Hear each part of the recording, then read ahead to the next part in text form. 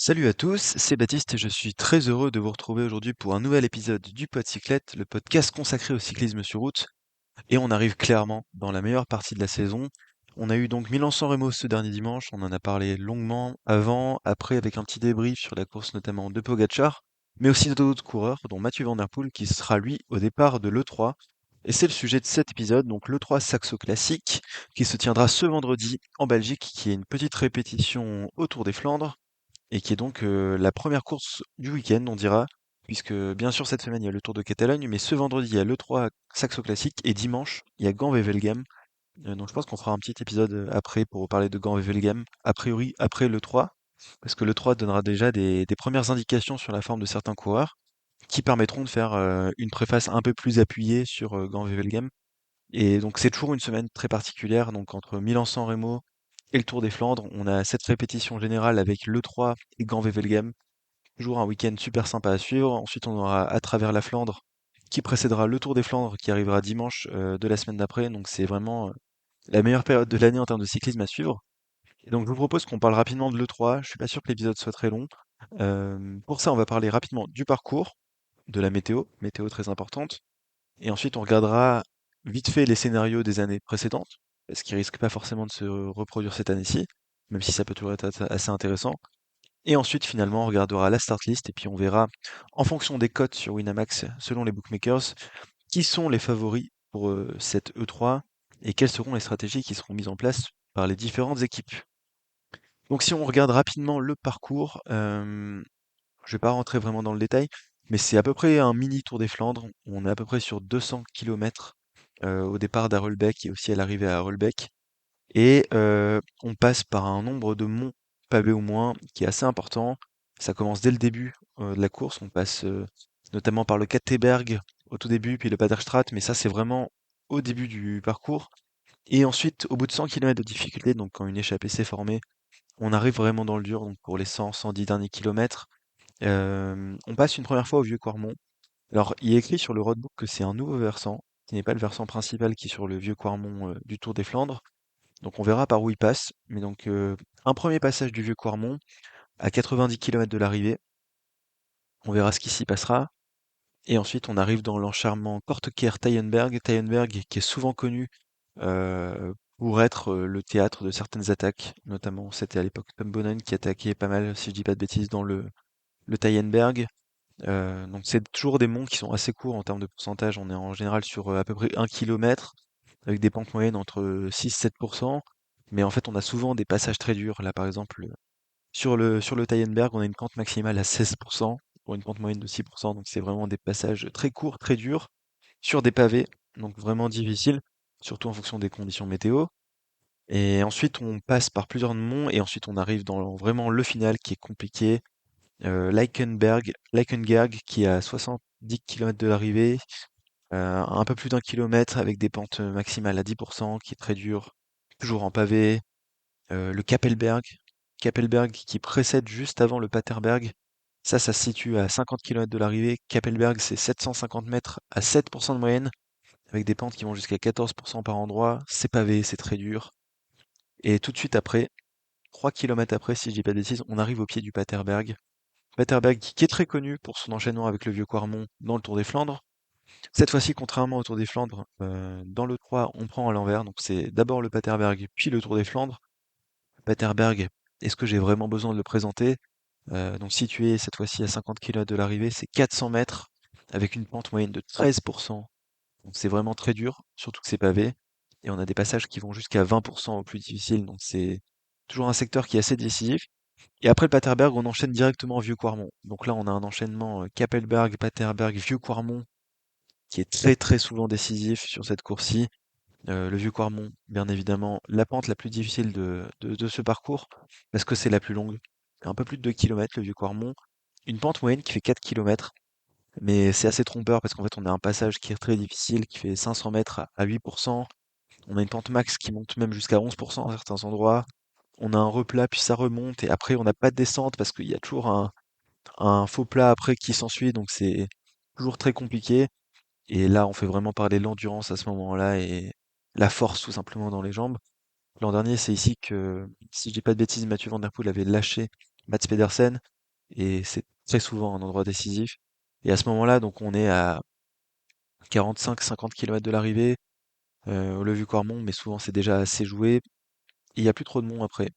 Il y a le Karnemelkbeekstraat, Karnemelkbeekstraat, désolé pour mes amis belges, donc qui suit pardon le Vieux-Quarmont, le Tickenberg, et ensuite c'est fini pour les difficultés. Donc en fait on se retrouve avec des grosses difficultés vers 40-50 km de l'arrivée, et ensuite on a quelques monts, on a encore un peu de dénivelé pour arriver jusqu'à l'arrivée, mais bon, à ce moment-là en général la décision est déjà faite. On a les organismes qui sont très fatigués, il n'y a plus d'équipiers, il n'y a plus personne pour rouler. Et donc là, ça se finit au courage pour aller sur Harelbeke en notant donc que les 15 derniers kilomètres, eux, sont complètement plats. Et donc là, c'est vraiment un duel de gazier. On a vu sur ces parcours-là des coureurs se faire reprendre. Je pense à Van Aert en 2024, si je dis pas de bêtises, qui se fait reprendre par Stuyven sur cette partie-là. Euh, et là, c'est le moment de parler de la météo parce que quand on est dans les monts, on va un peu tourner en rond. Donc parfois, on a le vent de face, parfois le vent de côté, etc. Là, pour revenir sur Harelbeke à l'arrivée, on va vers l'ouest. Et a priori, il y aura un vent qui sera pas négligeable sur cette course vendredi. On a des conditions météo qui seront plus clémentes que ce qu'espéré. Parce que là, je vois que jeudi et vendredi, il pleut sur le parcours. Il y a un vent très fort, un vent du nord. Alors que vendredi, c'est l'accalmie. Ça remonte à 10 degrés alors qu'il fait plus froid les autres jours. Et on a un vent qui vient du sud, donc qui sera de côté pour le final, et qui sera à peu près à 15 km/h. Donc c'est un vent non négligeable, mais a priori qui sera pas totalement défavorable. Et je pense que ça aura pas un rôle si important, mais on arrive vraiment dans une période où il y a pas mal de vent sur le secteur et ça sera super intéressant pour les autres courses. Mais a priori pour le 3, on est sur des conditions météo qui devraient pas influer de manière très forte sur le scénario de la course. Si on regarde ce qui s'est passé les années précédentes, en 2025, tout d'abord, c'était la victoire de Mathieu Van Der Poel. Van Der Poel qui avait été très fort, qui avait attaqué, si je dis pas de bêtises, dans le Tyenberg, comme d'hab. Enfin non, c'est pas Van Der Poel qui avait attaqué, pour être plus honnête, c'était Pedersen qui avait attaqué, qui avait été suivi par Van Der Poel. Ils avaient été rejoints juste après par Philippe Ogana, et ils avaient jamais été revus. Donc un trio bien évidemment super compliqué.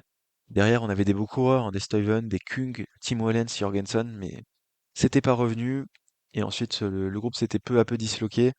Tout d'abord, Ghana qui avait lâché, et puis ensuite Pedersen dans le Vieux-Quarmont et Van Der Poel qui avait fini en solitaire. Et il y avait cette image assez folle quand même sur le final, où on avait Van Der Poel, une minute derrière Pedersen, une minute derrière Ghana, et donc les trois qui étaient à fond, qui étaient au bout de leur force, trois machines à rouler. C'était vraiment super impressionnant. Mais donc une victoire quand même relativement facile l'an dernier de Mathieu Van Der Poel, qui avait globalement survolé la saison des classiques, à l'exception du Tour des Flandres où il y avait eu bien évidemment Tadej Pogačar. Et en 2024, on avait aussi eu un beau combat, donc avec Mathieu Van Der Poel, Steven Van Aert, Wellens, Jorgensen. C'est toujours des super start list. Et encore une fois, c'était une victoire de Van Der Poel en solitaire. Et il faut remonter à 2023 pour ne pas avoir de victoire de Van Der Poel. Et c'était une édition assez légendaire. C'était la première fois que Pogačar venait sur les pavés et on avait eu ce trio qui s'était joué la gagne entre Van Aert, Van Der Poel et Pogačar. Ça s'était réglé au sprint, c'était Van Aert qui avait gagné à l'époque devant Van Der Poel et Pogačar qui avait fait troisième. Ça, c'était vraiment une course de folie. Il faut dire que sur ces deux dernières années, pardon, on s'est un peu plus ennuyé parce que Van Der Poel était simplement trop fort et bah, les autres n'arrivaient pas à le suivre.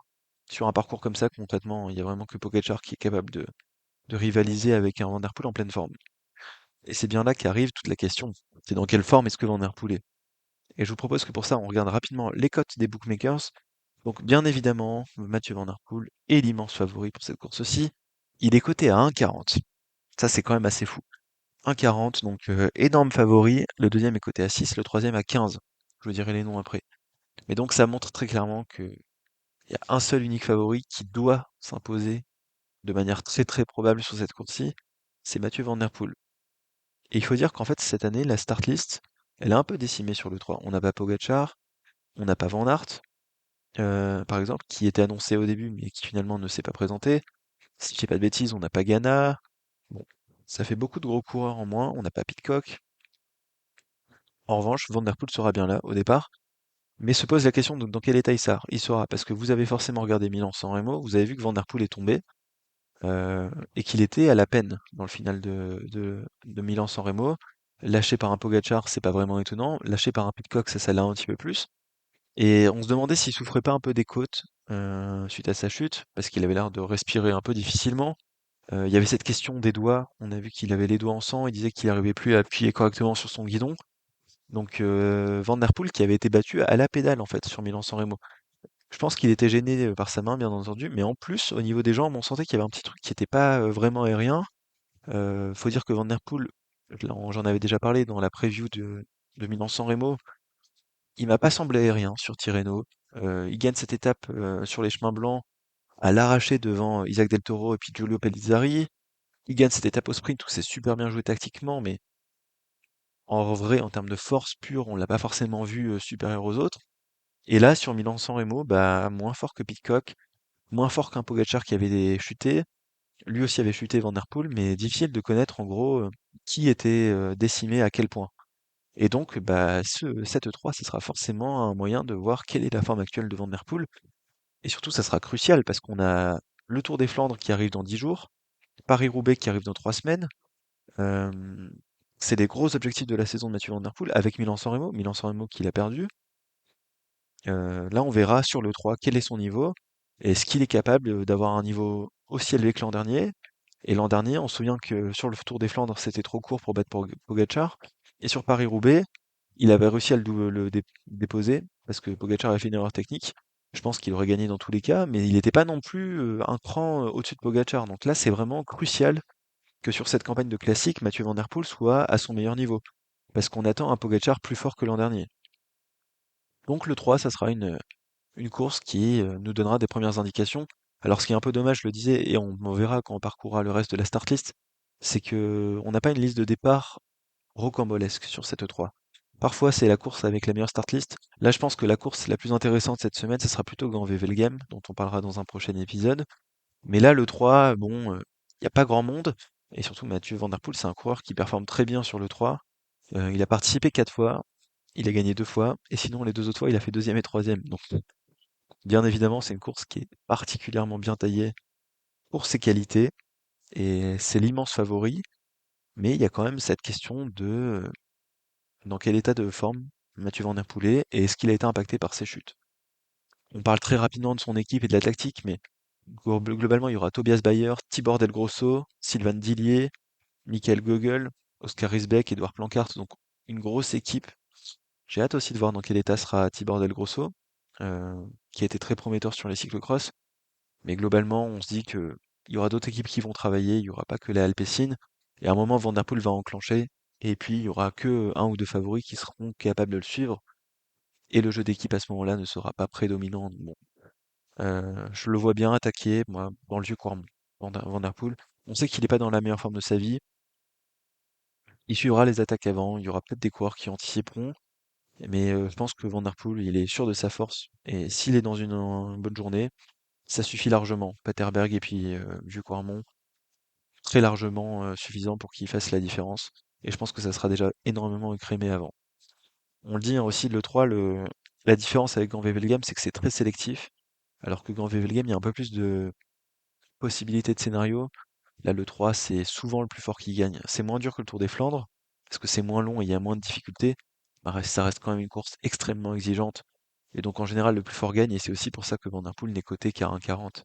C'est parce qu'il est le plus fort sur le papier, et que malgré toutes les incertitudes pardon, qu'on a autour de son niveau physique, de sa récupération des chutes de Milan-San Remo, et bah, vu que c'est le plus fort sur ce terrain-là, et que le terrain va sacrer hein, le plus fort du jour, c'est lui l'immense favori.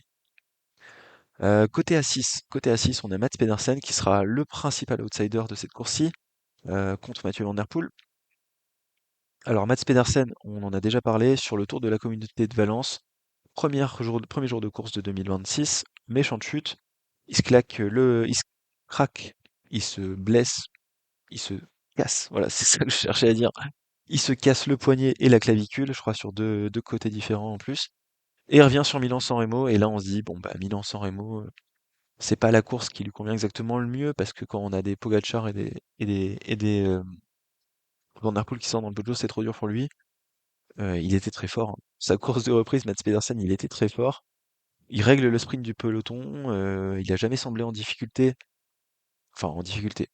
vis-à-vis des autres coureurs du peloton, il a été en difficulté par rapport à Pogačar, Pidcock et Van Der Poel, hein, qu'on soit bien d'accord. Mais il va régler le spleen du peloton et il semblait déjà dans une très bonne forme, donc c'est une super nouvelle. Et bien évidemment qu'un Mats Pedersen, dans sa meilleure forme, c'est un gros concurrent pour cette E3. L'an dernier, c'était lui le principal outsider qui allait challenger Mathieu Van Der Poel. Mais là, encore une fois, un peu à l'instar de Van Der Poel, on n'est pas certain de son état de forme. Il revient d'une chute. Comment est-ce qu'il sera capable de performer? C'est pas forcément la course qui lui convient le mieux à Mats Pedersen. Je pense que Gand-Wevelgem, c'est sa course de prédilection. Il sera très fort sur Paris-Roubaix aussi. On sait qu'il essaye de performer sur le Tour des Flandres, sur le 3. Donc on attend de voir à quel niveau sera Mats Pedersen. C'est un coureur que j'apprécie beaucoup. Il a aussi une très très belle équipe. Autour de lui, on aura des gros lieutenants comme Max Walscheid, Matthias Vacek, Soren Kragh Andersen. C'est beaucoup de très beaux coureurs, hein. Soren Kragh Andersen, il pourrait même jouer sa carte. Walscheid, peut-être non, il sera plus équipier. Vacek, potentiellement, c'est quelqu'un qui peut aussi jouer sa carte. Matthias Vacek, bon, il est encore un peu jeune, il manque d'expérience sur cette course-là, mais attention à lui aussi. Si on parle rapidement de Soren Kragh Andersen, il a déjà fait 9e sur cette course-ci. C'est évidemment une course qui lui convient bien. Donc très beau collectif autour de Mats Pedersen. Donc la Lidl Trek sera peut-être l'équipe la plus forte de cette édition de l'E3. On verra comment ils vont la jouer tactiquement. On sait que Mats Pedersen, c'est quand même un coureur qui a du mal à se retenir d'attaquer. Donc s'il se sent bien, et j'espère que ce sera le cas, il attaquera d'assez loin. Et on verra comment son équipe pourra jouer la tactique. Est-ce que Vacek sera capable de suivre? Est-ce que Kragh Andersen sera capable de le faire? Ça pourrait être un très bon atout, hein, parce que si Van Der Poel n'est pas dans sa forme olympique, à ce moment-là, avoir un équipier, ça sera très important. Donc on verra. Mais voilà, Mats Pedersen, évidemment, euh, coureur exceptionnel, jamais avare d'effort, qui attaque trop, probablement qui anticipe trop, et surtout qui fait toujours des campagnes de classiques phénoménales, mais où il gagne très peu, parce qu'il est très généreux dans ses efforts. L'an dernier, sur la campagne de classique, Mats Pedersen, c'est 7e de Milan-San Remo, qui lui convenait pas trop. Deuxième de l'E3, dont on vient de parler. Il avait gagné Gand-Wevelgem, il n'y avait pas Van Der Poel, mais il était exceptionnel ce jour-là. Cinquième de travers la Flandre, deuxième du Tour des Flandres, troisième de Paris-Roubaix. Enfin, c'est une campagne de classique légendaire, mais à chaque fois, il tombe sur un os. Et cet os, c'est très souvent Mathieu Van Der Poel ou Pogačar. Cette fois-ci, il n'y a pas Pogačar, et il y a un Van Der Poel dans un état un peu incertain. Donc, pourquoi pas une chance pour Mats Pedersen, et c'est pour ça qu'il est coté à 6 selon les bookmakers. Et si je regarde un petit peu les autres membres de son équipe, ouais, non, ils sont cotés très loin. Vacek à 75, d'après Winamax, donc ce sera vraiment a priori tout pour Mats Pedersen sur cette course-là, à moins qu'il y ait un énorme pépin physique qu'on soit pas au courant, mais ça sera le challenger numéro 1 de Mathieu Van Der Poel. Challenger numéro 2, a priori, coté à 15, Christophe Laporte. Alors là, c'est assez surprenant. Il faut dire que Wout van Aert n'avait pas prévu de faire le 3. On se réservait la possibilité du côté de Visma Leasebike de l'ajouter à la course. Finalement, on a décidé de pas le faire. Et donc, on arrive avec une équipe un peu en dessous de ce qu'on a vu sur ces dernières années. Laporte sera leader. Il y aura Eduardo Affini, Bertrand Dagenès, Timo Kilic, Axel Zinglet. Axel Zinglet, bah, malheureusement, depuis qu'il est arrivé chez Visma Leasebike l'an dernier, il fait pas des saisons de folie. Alors qu'en 2024, il était exceptionnel. Là, cette année, c'est encore compliqué. Il a fait son meilleur résultat, c'est une sixième place sur le Tour d'Andalousie, cinquième place Grand Prix de Denain, c'était pas exceptionnel. J'espère qu'il aura l'occasion de monter en puissance, Axel Zinglet, mais donc globalement, une équipe Visma Leasebike assez réduite, et donc ça sera tout sur les épaules de Christophe Laporte. Christophe Laporte qui fait un très bon début de saison, il faut quand même le signaler. Sur le Tour d'Andalousie, il gagne une étape, il fait troisième et cinquième d'une autre, quatrième de l'Omloop, ce qui était un bon résultat, 16e de Milan-San Remo, alors qu'il a aidé Wout van Aert. Il semblait fort dans les ascensions, Christophe Laporte. Donc un Christophe Laporte à un bon niveau, ça fait toujours plaisir. On rappelle qu'il a une saison 2025 compliquée avec un virus, chute aussi en 2024. Donc bref, saison un peu compliquée, alors qu'en 2023, c'était exceptionnel. Il avait gagné à travers la Flandre, il avait gagné Gand-Wevelgem, les championnats d'Europe. Bref, est-ce que c'est un parcours qui lui convient? Moi, je pense que Christophe Laporte, c'est plus un coureur de Gand-Wevelgem et de Paris-Roubaix. Ceci dit, sur le 3, il avait fait deuxième en 2022 pour sa première année chez Visma Leasebike. Et là, il a l'air d'être dans les meilleures dispositions pour jouer sa carte. Son équipe le soutiendra. Donc évidemment, c'est un coureur qu'il faudra suivre. Et donc, bah, notre meilleure carte française, hein, très clairement, Christophe Laporte. Je suis pas sûr qu'il soit capable de rivaliser quand même avec un Pedersen et avec un Mathieu Van Der Poel. À mon avis, Christophe est quand même un échelon en dessous. C'est pour ça qu'il est coté à 15 quand les autres sont à 1,40 et 6. Mais étant donné que les deux autres sont pas dans la forme de leur vie, sur le papier, pourquoi pas? Pourquoi pas rêver avec Christophe Laporte? Ensuite, côté à 25, on a Florian Vermeersch. Donc Florian Vermeersch qui devrait être, a priori, le leader de cette équipe UAE sur le 3. Il y aura quand même une belle équipe UAE, hein. Il y a du Michael Bjerg, Florian Vermeersch, Antonio Morgado, Nils Politt. euh, gros collectif, mais il n'y a pas le patron. Euh, il n'y a pas le patron, il n'y a pas Tadej Pogacar. Donc Vermeersch est coté à 25. Attention, on parle bien de Florian Vermeersch. Il y aura aussi Gianni Vermeersch présent sur la course, mais là on parle de Florian Vermeersch. Coté à 25, Morgado coté à 50 et Nils Politt coté à 75. Donc gros collectif d'outsiders pour pour la UE. On verra comment ils vont rouler. Le truc c'est que Nils Politt, début de saison assez discret. Il a beaucoup couru, mais on l'a pas trop vu briller. Il n'a pas été invité sur Milan-San Remo alors que ça avait été le cas l'an dernier. Euh, on verra ce qu'il est capable de faire.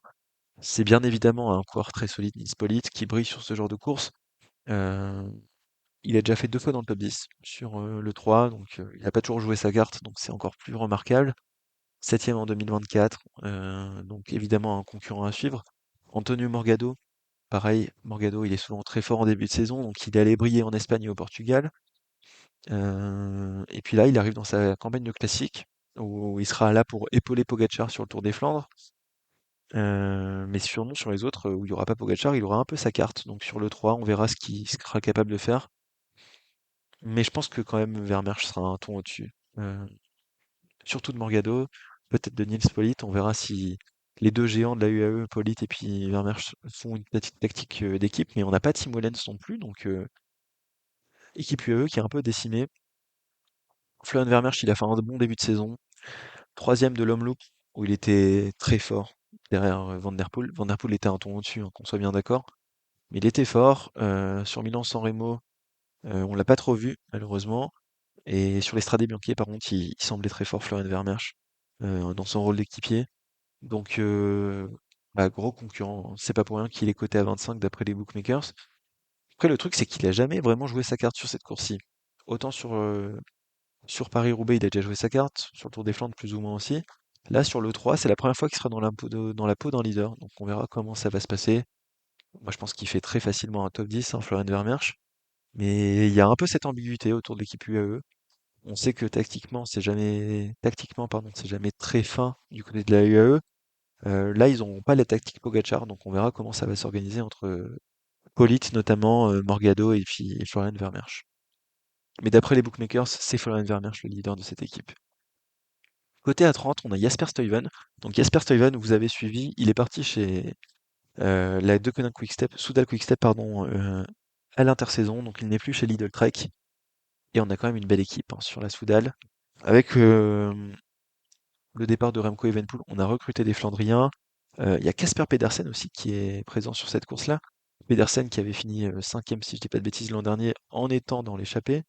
Donc c'était un quatrième même, en étant dans l'échappée l'an dernier. Donc bravo à lui. C'est toujours un très bon coureur. Dries Van Gestel, et puis surtout, on a un duo Dylan Van Baarle, Jasper Stuyven, qui va être très cool à suivre. Donc là, d'après les bookmakers, ça serait plutôt Jasper Stuyven le leader, qui serait coté, donc, je le disais, à 30. Pour Dylan Van Baarle, il faut monter à 75. Mais Dylan Van Baarle, on va commencer par parler de lui. Il m'a fait une belle impression, moi, sur les courses que j'ai vues, là, le week-end d'ouverture en Belgique, avec l'Omloop et puis Kuurne, Bruxelles-Kuurne. Là, il part sur sa campagne de classique. On rappelle quand même, Dylan Van Baarle a gagné l'Omloop, a gagné à travers la Flandre, mais surtout a gagné Paris-Roubaix. Évidemment, c'est un très bon coureur de classique. Il y a eu cette période à la Visma là où il a eu un petit mou, notamment 2024-2025, c'était compliqué. En 2023, il jouait un peu le rôle de l'équipe et donc il n'avait pas vraiment sa carte. Mais là, je le sens bien, le Dylan Van Baarle, et il faut dire que c'est un profil qui lui convient bien. Je pense que c'est aussi plus un coureur de Paris-Roubaix que du Tour des Flandres, alors que Steven, lui, c'est peut-être plutôt l'inverse. Mais Dylan Van Baarle, dans ses belles années, Il a fait 9e en 2017, 7e en 2021, 8e en 2022. Et après, c'était des années compliquées. Mais donc, c'est un coureur qui va viser très fortement le top 10, hein, tout simplement. Et surtout, il aura une belle équipe pour l'épauler. On parlait donc de Casper Pedersen, Dries Van Gestel, mais aussi donc Jesper Stuyven. Stuyven qui semble en forme, qui était content d'arriver dans une nouvelle équipe aussi, qui a fait un beau Milan-San Remo, qu'il a clôturé à la 7e place. Il fait troisième de l'étape de Montargis sur Paris-Nice. Donc l'étape remportée au sprint par Max Canter, donc ça montre qu'il est en forme avec une belle pointe de vitesse. Et c'est bien évidemment une course qui lui convient très bien à Jasper Stuyven. Avant, il était chez Lidl Trek, ça se passait bien. Là, il est parti pour être vraiment leader. Et si on regarde le palmarès de Stuyven sur le 3, en 2016, donc il y a 10 ans, il faisait déjà cinquième, sixième en 2018, deuxième en 2024, cinquième en 2025. Très clairement, un gros outsider pour le top 5, Jasper Stuyven, encore plus que Florian Vermeersch. Et c'est pour ça que c'est le cinquième coureur le mieux coté sur Winamax. Et moi, c'est un coureur que j'aime beaucoup, Jasper Stuyven. J'aime beaucoup Dylan Van Barle aussi, et je suis content de voir ce nouveau visage de l'équipe Soudal. On verra est-ce qu'ils sont capables de courir comme à l'ancienne de la Soudal, Quick Step, c'est-à-dire on lance plusieurs cartes et puis on fait courir les leaders des autres équipes après plusieurs lièvres. Bon là, il y a clairement deux gros leaders, Dylan Van Barle, Stuyven. On verra ce que sont capables de faire Casper Pedersen par exemple, Dries Van Gestel, mais j'aime bien ce collectif-là. Évidemment, ça vaut pas un Van Der Poel Prime, mais je suis très curieux de voir ce qu'ils vont faire. Et ça sera un bon signal pour la suite des campagnes de classiques. Côté A30, on a aussi Jonas Abrahamsen, donc qui sera a priori le leader de cette équipe UnoX Mobility. On aura aussi Marcus Soulgaard dans l'équipe, Rasmus Stiller, mais très clairement, Jonas Abrahamsen, c'est l'homme en forme de cette équipe-ci. Peut-être un peu poil lourd quand même, encore une fois, pour le Tour des Flandres et le 3. Abrahamsen, même s'il fait quand même 24e de Milan-San Remo. Euh, il fait un début de saison un peu mitigé. Pour l'instant, il n'a pas scoré. Après, Abrahamsen, c'est pas un coureur qui score souvent, mais quand il score, c'est très fort. Sur le 3, il avait fait 12e en 2024, donc pourquoi pas. C'est difficile de se positionner sur Abrahamsen, c'est quand même pas le coureur le plus régulier, on va pas se mentir, mais j'ai hâte de voir ce qu'il va faire. Ça sera très intéressant. Et donc il est coté à 30, ce qui montre que pour les bookmakers, s'il est aussi favori que Stuyven, moi je mets quand même Stuyven un ton au-dessus, mais Abrahamsen, ça joue un peu dans la cour de un Antonio Morgado qu'on a vu avant, ou d'autres coureurs dont on va parler juste après. Côté à 40, on a Tibor Del Grosso, donc il sera l'équipier de Van Der Poel. Euh, Moi, je suis un peu dubitatif quand même, parce que ça sera tout pour Van Der Poel, je pense. Et Del Grosso, on l'a pas encore vu briller sur une course classique flandrienne comme ça, donc côté à 40, c'est un peu présomptueux, je trouve. Côté à 40, on a aussi Tobias Lund Andresen, qui sera a priori le leader de la Décathlon, mais moi, je suis pas si sûr que ça. On a une belle équipe hein, quand même dans la Décathlon. Oliver Nassen, Stéphane Bisseguer, Kees Bol, Pierre Cottra, Tobias Lund Andresen, Stan de Wulf, Dan Houle. C'est très simple. Il n'y a pas un coureur à acheter dans cette équipe-là. Nassen, dans ses grandes heures, c'était quelqu'un de très très fort sur ce parcours-là. Bon, il a son âge.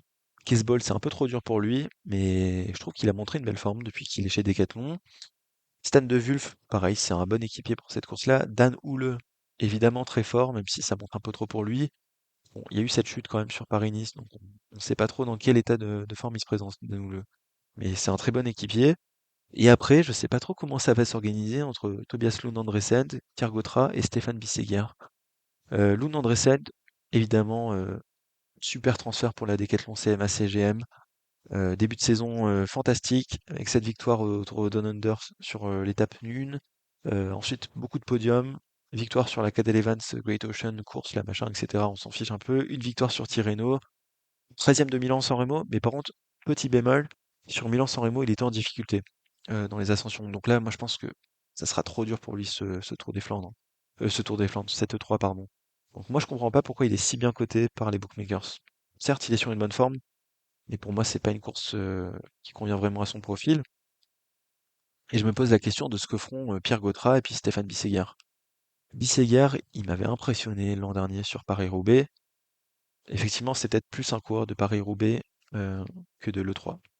Là, en ce début de saison, il a pas fait grand-chose, hein, pour l'instant, Bisseguer, donc c'est aussi un coureur inconstant. Difficile de savoir ce qu'il sera capable de faire. Il a jamais performé sur l'E3. Mais moi, je vous dis, l'an dernier, l'impression qu'il m'a laissé sur Paris-Roubaix, qui finit à la septième place, était tellement forte que j'ai envie de croire en un Stéphane Bisseguer. Et après, Pierre Gautrat. Pierre Gautrat, donc, seul ombre au tableau, il a abandonné aujourd'hui sur le Tour de Bruges, donc l'ancienne classique Bruges de Panne.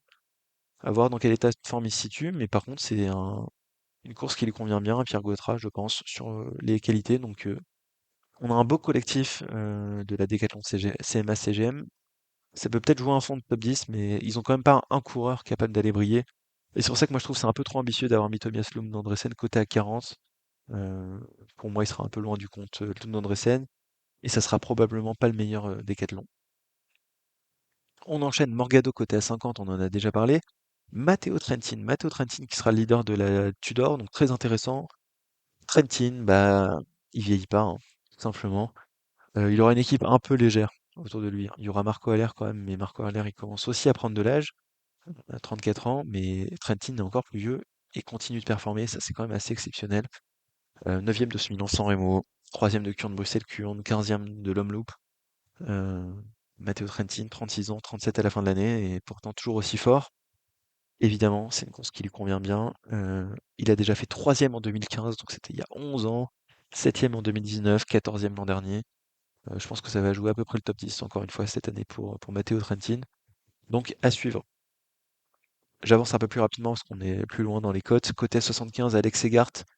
Alex Segart qui est d'après les bookmakers le favori du côté de le leader pardon du côté de la Bahreïn. On annonce quand même un Matej Mohoric sur la course, donc on verra comment ça va se passer. Alex Segart, c'est un coureur très très très puissant, mais là sur les monts, j'ai peur qu'il soit un peu trop lourd. C'est quand même 80 kilos le bonhomme. On va pas se mentir, ça risque d'être un peu dur pour lui. Donc moi je vois peut-être plutôt Matej Mohoric sur cette course-ci. On verra s'il est bien confirmé au départ, mais il a déjà fait deux top 10. Et il a fait quatrième en 2022, Mohoric, derrière donc des gars très forts. Ah non, c'est septième en 2023 derrière Pogacar, Van Aert, etc. Donc Mohoric à surveiller. Certes, Alex Segart était très fort sur la Danilite Nokere. Certes, il a gagné le Grand Prix de Denain, mais c'était des courses plates. Et je pense qu'on le verra briller sur Paris-Roubaix probablement. Pourquoi pas sur à travers la Flandre. Ou alors Gand-Wevelgem. Là, le 3, c'est clairement trop compliqué pour le poids lourd qui est Alex Segart. Donc pas vraiment d'accord avec les bookmakers qui le cotent à 75. Alors que Mohoric est coté à 100. Moi, je pense que c'est plutôt l'inverse. Guillaume Girmay est coté à 75. Guillaume Girmay qui sera le leader de cette équipe NSN, même si on a aussi des coureurs comme Lewis Heskey qui seront présents. Évidemment, c'est le coureur qui a le profil le plus adapté pour cette course-ci. Guillaume Girmay, il a déjà brillé sur le 3, puisqu'il faisait 5e en 2022. Mais sur ces deux dernières années, il fait 19 et 22. Donc pas terrible. C'est peut-être un peu trop dur pour lui, Bignam. Je sais pas trop quoi en penser parce qu'il y a eu quand même cette année 2024 où il était exceptionnel. Et depuis, je trouve qu'il est moins fort quand ça monte. Euh, Toujours bon au sprint. Donc si ça se regroupe, il fera une bonne place. Ça y est, à n'en pas douter. Mais je le vois plus briller sur, encore une fois, sur Gand-Wevelgem. Là, je pense que ça sera trop dur pour lui. Donc c'est pour ça qu'il est coté seulement à 75 par les bookmakers. Côté à 75, on a aussi Gianni Vermeersch, donc qui sera peut-être le leader de la Red Bull Bora. Équipe intéressante, la Red Bull Bora, hein. Moi, j'aime bien. Dans la compo provisoire, on a donc bien évidemment Gianni Vermeersch, dont je viens de parler, mais aussi Jan Tratnik. Jan Tratnik, c'est un coureur qui a déjà brillé sur cette course-ci. Les frères Van Dijk, donc Tim et Mick, qui étaient très forts sur Paris-Nice. Et puis, on aura aussi Laurens Pitty.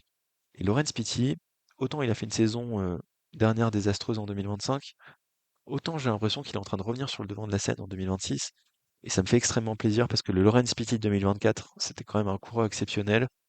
Il n'a que 23 ans. On le rappelle, Laurens Pitty, euh, il n'a jamais brillé sur le 3. Lui, c'était plutôt Gand Wevelgem, où il avait fait, on se souvient, cette magnifique sortie avec Van Der Poel et puis Pedersen à l'époque. Moi, j'ai très envie de le voir briller, Laurens Pitty. Il fait un beau début de saison. Il a fait des belles courses en Australie, mais ça compte pas vraiment. 13e de l'Omloop. On l'avait vu un peu attaquer. Sur Paris-Nice, il fait 4 pardon, top 5. Non, il y avait le contre-Orléans de Paris. Il y avait 3 top 5, on va dire, sur différentes étapes qui étaient toutes un peu dans le même profil, on va dire difficiles, mais pas trop montagneuses. 19e de Milan-San Remo. Il est prévu sur le 3 à travers la Flandre, Gand-Wevelgem, Tour des Flandres, Paris-Roubaix, donc la grosse séance de classique. Et moi, j'espère de grandes choses de Laurens Pitty. Donc, on verra comment s'articule ce collectif, parce que Gianni Vermeersch, il fait aussi une super saison. Euh, Super impressionnant sur l'Estrade Bianche où il finit à la cinquième place. Gianni Vermeersch, sur le 3, c'est une course où il est capable de briller. Il avait fait 9e en 2021. Donc, très beau collectif de la Red Bull Bora. On n'a pas de coureurs capables d'aller gagner, hein, très clairement. Mais on a pas mal de coureurs bon niveau. Et donc, j'ai hâte de voir s'il y en a un qui soit capable de tirer son épingle du jeu. Donc côté à 75, Vermeersch, côté à 75, Laurens Pitty aussi, côté à 75, Tim Van Dijk, donc ça montre bien la multitude des talents dans cette équipe Red Bull Bora. Et puis Mick Van Dijk, lui, par contre, Tratnik côté à 400, et je vois pas Mick Van Dijk, donc a priori les bookmakers préfèrent Tim que Mick. Moi j'ai un peu de mal à les différencier pour être tout à fait honnête. Donc voilà, Red Bull Bora avec une superbe équipe. Côté à 75, Mathias Vacek, on en a déjà parlé, mais il y a aussi Joshua Tarling côté à 75 qui devrait être le leader de l'équipe Ineos en l'absence donc de Filippo Ganna qui ne sera pas présent. Filippo Ganna qui était pas top sur Milan-San Remo. On a une belle équipe du côté de la Ineos, mais je pense que c'est pas trop le profil pour le 3 où c'est trop difficile. Euh, on a du Ben Turner, du Sam Watson, Magnus Sheffield qui lui a un profil qui est un peu plus adapté pour cette E3. Ceci dit, Sheffield début de saison moyen. 9e de Tirreno, c'était pas trop mal, mais on verra comment il est capable de s'imposer sur cette campagne des classiques. Mais moi, ce qui m'a vraiment impressionné, c'était l'état de forme de Josh Tarling sur notamment Paris-Nice. Il était très, très, très fort. Donc, ça risque d'envoyer du bois sur Gand-Wevelgem et sur Paris-Roubaix. On verra s'il est capable de briller sur le 3 ou si c'est trop compliqué pour lui. Pour l'instant, il a participé 2 fois, sa meilleure place c'est 60e. C'est pas super rassurant. Ceci dit, il avait fait 17e du Tour des Flandres, qui est plus difficile. Donc, vu l'état de forme qu'il est en train de choper, Josh Tarling, sachant qu'il a que 22 ans, on le rappelle, 22 ans qu'il a eu cette année, euh, très très grosse marge de progression et j'aurai un œil très attentif à sa performance. Côté à 75, Casper Asgreen, donc ça nous permet de parler de l'équipe IF, qui sera donc autour de Mikel Honoré, euh, Colby Simmons, et non pas Quinn Simmons, Casper Asgreen et Michael Valgren, et je ne sais pas qui sera leader. Parce que vu la forme qu'a affiché Michael Valgren euh, sur, pardon, j'ai oublié la course, sur Tirreno, ouais, c'est ça l'étape qu'il va gagner devant Alaphilippe. Il était bon sur l'Estrade Bianche où il fait 13e. Bah franchement, j'ai envie de voir ce qu'il va donner sur le 3 Michael Valgren qui a 34 ans est en train de retrouver une nouvelle forme qui est plus dans ses standards. C'est un coureur qui avait fait de 6e en 2017 hein, sur le 3, Michael Valgren. Ensuite, on sait qu'il y a eu d'énormes problèmes de santé, mais c'est peut-être l'année pour aller rebriller. Et donc, peut-être plus que Casper Asgreen, je mettrais bien Michael Valgren qui fait une belle performance. Après Asgreen, encore une fois, il arrive dans la saison du classique. C'est un coureur qui a du mal à performer depuis sa victoire sur le Tour des Flandres en 2021. En 2021, il avait gagné le 3 aussi, hein. Et oui, Casper Asgreen 2021, énorme saison. Il gagne le 3, il gagne le Tour des Flandres. Donc on verra ce qu'il sera capable de faire là cette année, Casper Asgreen. Moi j'ai toujours un peu de mal avec sa forme hein, sur ces dernières années, c'est un peu compliqué. C'est dommage parce que c'était tellement un beau coureur à l'époque. Mais donc c'est pour ça qu'il est coté qu'à 75, Casper, hein, alors que Valgren est coté à 100. Donc on aura un œil aussi attentif sur l'équipe IF. Côté à 75, est-ce que j'ai fait le tour? Ouais, à peu près tout le monde. Bertrand et Haguenès. Qui sera un coéquipier de Christophe Laporte, Tim Van Dijk, dont on a déjà parlé. Et côté à 75, enfin, j'avais envie d'en parler, Romain Grégoire. Romain Grégoire qui s'essaye donc au classique pavé cette année et qui commence donc par le 3. Ensuite, il fera à travers la Flandre, le Tour des Flandres, la Flèche Brabançonne. Il n'ira pas sur Paris-Roubaix, bien évidemment, c'est pas un profil qui lui convient. Un beau début de saison de Romain Grégoire, qui allait chercher une victoire un peu à l'arraché sur la Drôme classique. Deuxième du trophée Laigueglia, pardon, où il n'a pas été capable d'aller chercher Buitrago qui était vraiment très fort. Super Strade Bianche, qui finit à la quatrième place, derrière les intouchables Pogacar, Sexas et Del Toro. Il me semblait moins aérien, mais j'ai l'impression qu'il avait plus de coffre, et donc on verra si c'est quelque chose qui peut lui servir sur Sur cette course-ci, sur le 3, parce que c'est une course d'usure. Donc on a moins besoin d'être punchy, mais par contre c'est à l'usure. Et on verra si Romain Grégoire est capable de gérer ça. Sur Milan-San Remo, il m'a déçu. Il était pas à fond. Il était pas assez punchy. Et peut-être que ça va avec son changement de profil, parce que cette année il s'est un peu plus entraîné pour les Flandriennes. Et donc bah, très très attentif à ce que va faire Romain Grégoire, bien évidemment, sur cette 3, pour laquelle il va participer pour la première fois. Et ça sera un bon indicateur pour savoir s'il est capable d'aller chercher quelque chose sur le Tour des Flandres. Donc Romain Grégoire, bien évidemment, à suivre. Dans l'équipe Groupama FDJ, on aura notamment Valentin Madouas avec lui, Clément Russo, Bastien Tronchon. Faut qu'on parle rapidement de Madouas quand même, hein, parce que Madouas, encore une fois, début de saison fantomatique. On a l'habitude avec lui. Sur le 3, il a déjà fait 7e et 8e. En 2022-2023, c'était les grandes années Madouas. L'an dernier, il fait 17e. Moi, je l'ai un peu vu sur Tirreno, Valentin Madouas, et j'avais l'impression qu'il montait en forme au fur et à mesure de la course. Bon, je dis ça alors que son meilleur résultat, c'est 25e sur l'étape 5. Mais c'est tellement un coureur aléatoire, Valentin Madouas. Moi, je l'adore, mais il est capable de nous pondre une énorme bouse, hein, on soit bien d'accord, sur le 3 cette année. Mais on sait jamais. J'ai envie de croire en lui encore une fois, Valentin Madouas. Donc on verra ce qu'il est capable de faire. On sait que c'est un coureur très endurant, et donc au plus la course est difficile, au plus il brille. Donc bah, on espère qu'il va faire un bon résultat sur cette 3, et à défaut qu'il sera capable de bien emmener Romain Grégoire. Bon, on a parlé des équipes principales, on a parlé de Boutkoumon, on n'a pas parlé de la Lotto qui sera autour de Jeno Bergmoes, puisque Arnaud Delis, lui, ça ne s'alignera que sur Ganvé Velgem. La Movistar qui sera autour de Garcia Cortina, Roger Adria, pourquoi pas. Garcia Cortina, quand même, attention à lui. Je l'ai pas vu dans les codes des bookmakers. Garcia Cortina, mais c'est un coureur qui peut briller sur ce parcours-là. Euh, Début de saison très très emprunté pour Ivan Garcia Cortina, mais on sait que sa meilleure saison, sa meilleure période, c'est les classiques flandriennes. Et puis bah, en 2023, il fait 5e le Bougre quand même, donc à surveiller pour le leader de la priori de la formation Movistar sur cette 3, à moins que ce soit Roger Adria, on verra comment ça s'organise. On n'a pas parlé de Jake Alula, mais Matthews s'est blessé, je crois. Donc il n'y aura pas de Matthews. Donc un peu compliqué d'exister derrière. Il n'y aura pas de Mauro Schmidt non plus. A priori, Driss de Bons serait là, mais c'est pas non plus un coureur capable de vraiment marquer cette édition de l'E3. La Picnic Postenel qui arrive avec une équipe compliquée, hein.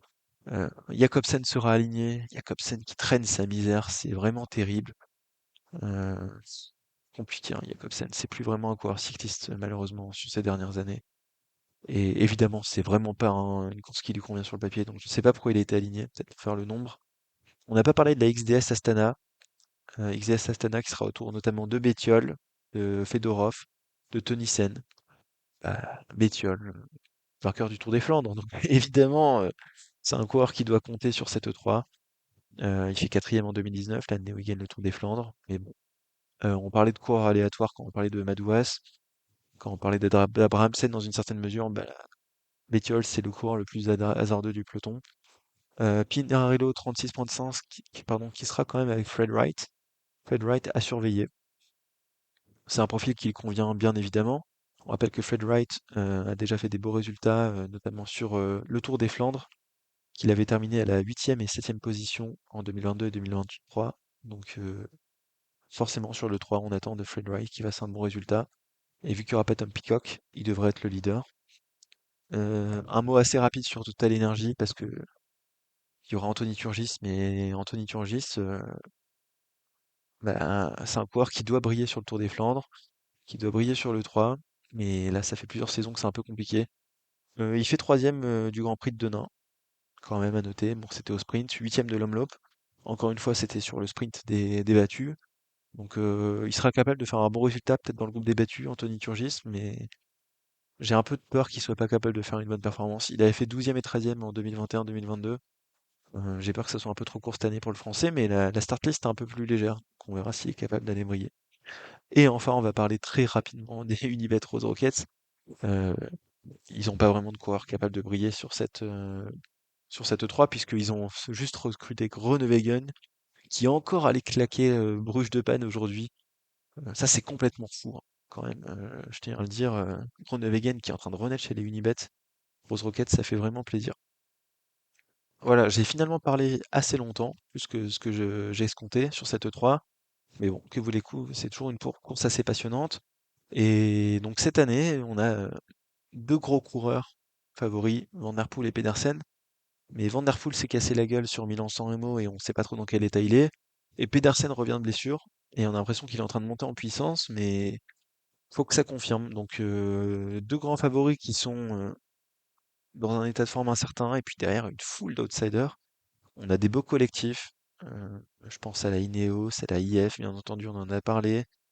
Lidl Trek aussi, on en a parlé, mais Quick Step, Red Bull Bora, deux belles équipes avec des coureurs pas forcément au très très haut niveau, mais un collectif très solide. Et la UAE qui aura aussi de belles cartes à revendiquer.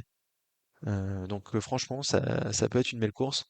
J'ai un peu plus hâte de Gand-Wevelgem Game cette année parce qu'on aura vraiment une start list fou et le parcours fera que la course sera un peu plus ouverte. Là, on verra. Est-ce que Van der Poel va écraser cette course ou pas? Est-ce qu'il y aura un match avec Pedersen? Est-ce que les deux vont partir devant et il y aura un boulevard par rapport aux autres? Ou alors est-ce qu'il y aura des outsiders qui seront capables de se battre pour aller chercher un podium, voire pourquoi pas la victoire? Il y a quand même beaucoup d'incertitudes sur cette 3. J'espère que cet épisode vous aura plu et je vous dis à une prochaine a priori donc pour parler de Grand Game. Salut!